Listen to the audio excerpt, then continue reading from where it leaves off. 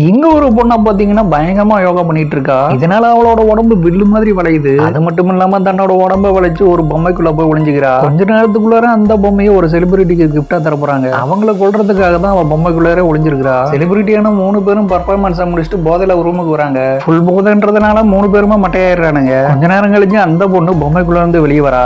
வெளியே வந்தப்ப சிசிடிவில படக்கூடாதுன்னு பிளைண்ட் ஸ்பாட்ல தரையோட தரையா மொல்லமா உருந்துட்டே போறா. அங்க மட்டையா இருந்த ஒவ்வொருத்தனையும் சத்தமே இல்லாம கொள்றா.